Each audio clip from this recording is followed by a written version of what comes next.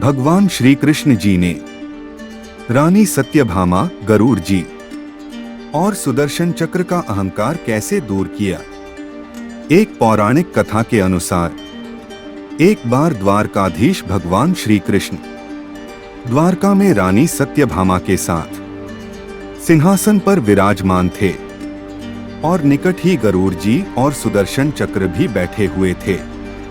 तीनों के चेहरे पर दिव्य तेज झलक रहा था। तब रानी सत्यभामा ने द्वारकाधीश भगवान श्री कृष्ण से पूछा कि हे प्रभु, आपने त्रेतायुग में प्रभु श्री राम जी के रूप में अवतार लिया था और माता सीता जी आपकी पत्नी थीं। क्या वह मुझसे भी ज्यादा सुंदर थीं? द्वारकाधीश भगवान श्री कृष्ण समझ गए कि रानी सत्यभामा को अपने रूप का अभिमान हो गया है। और तभी गरुड़ जी ने भी कहा कि भगवान, क्या दुनिया में मुझसे भी ज्यादा तेज गति से कोई उड़ सकता है? और तब सुदर्शन चक्र से भी रहा नहीं गया और वे भी कह उठे कि भगवान, मैंने बड़े बड़े युद्धों में आपको विजयश्री दिलवाई है, क्या संसार में मुझसे शक्तिशाली कोई और भी है? तब भगवान श्री कृष्ण मन ही मन मुस्कुरा रहे थे और वह जान रहे थे कि उनके इन तीनों भक्तों को अहंकार हो गया है और इनका अहंकार नष्ट करने का समय आ गया है। ऐसा सोचकर उन्होंने सबसे पहले गरुड़ से कहा कि हे गरुड़, तुम हनुमान जी के पास जाओ और उनसे कहना कि प्रभु श्री राम जी माता सीता के साथ उनकी प्रतीक्षा कर रहे हैं। तब गरुड़ जी द्वारकाधीश श्री कृष्ण जी की आज्ञा लेकर हनुमान जी को लाने चले गए और द्वारकाधीश भगवान श्री कृष्ण ने रानी सत्यभामा से कहा कि देवी, आप माता सीता के रूप में तैयार हो जाएं।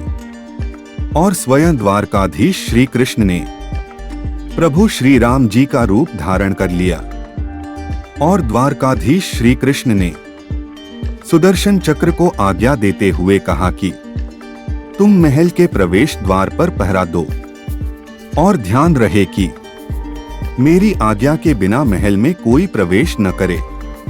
तब भगवान श्री कृष्ण जी की आज्ञा पाकर सुदर्शन चक्र महल के प्रवेश द्वार पर तैनात हो गए और इधर गरुड़ जी ने हनुमान जी के पास पहुंचकर कहा कि हे वानर श्रेष्ठ, प्रभु श्री राम जी माता सीता के साथ द्वारका नगरी में आपसे मिलने के लिए प्रतीक्षा कर रहे हैं, इसलिए आप मेरे साथ चलें।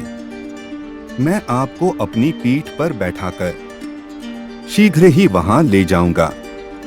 तब हनुमान जी ने विनयपूर्वक गरुड़ जी से कहा, आप चलिए, मैं आता हूं। तब गरुड़ जी मन में सोचने लगे कि पता नहीं यह बूढ़े हनुमान जी कब पहुंचेंगे। यह सोचकर गरुड़ जी शीघ्रता से द्वारका नगरी की ओर उड़ चले। लेकिन द्वारका के महल में पहुंचकर गरुड़ जी देखते हैं कि हनुमान जी तो उनसे पहले ही महल में प्रभु के सामने बैठे हुए हैं। तब गरुड़ जी का मस्तक शर्म और लज्जा से झुक गया। तब प्रभु श्री राम जी के रूप में द्वारकाधीश श्री कृष्ण जी ने हनुमान जी से कहा कि हे पवन पुत्र, तुम बिना आज्ञा के महल में कैसे प्रवेश कर गए? और क्या तुम्हें किसी ने महल के प्रवेश द्वार पर रोका नहीं? तब हनुमान जी ने हाथ जोड़ते हुए सिर झुकाकर अपने मुंह से सुदर्शन चक्र को निकालकर प्रभु के सामने रख दिया और हनुमान जी ने कहा कि प्रभु, आपसे मिलने से मुझे सुदर्शन चक्र ने रोका था, इसलिए इसे मुंह में रखकर मैं आपसे मिलने आ गया और मुझे क्षमा करें। तब भगवान मन ही मन मुस्कुराने लगे और हनुमान जी ने हाथ जोड़ते हुए प्रभु श्री राम जी के रूप में द्वारकाधीश श्री कृष्ण से प्रश्न किया कि हे प्रभु, आज आपने माता सीता जी के स्थान पर किस दासी को इतना सम्मान दे दिया कि वह आपके साथ सिंहासन पर विराजमान है? अब रानी सत्यभामा का अहंकार भंग होने की बारी थी और उन्हें जो अपनी सुंदरता का अहंकार था वह पल भर में चूर हो गया था।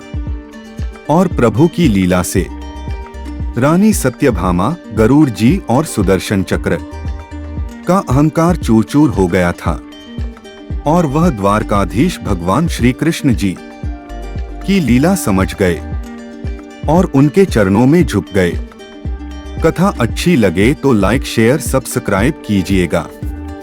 अद्भुत लीला है प्रभु की। अपने भक्तों के अहंकार को अपने भक्त द्वारा ही दूर किया उन्होंने।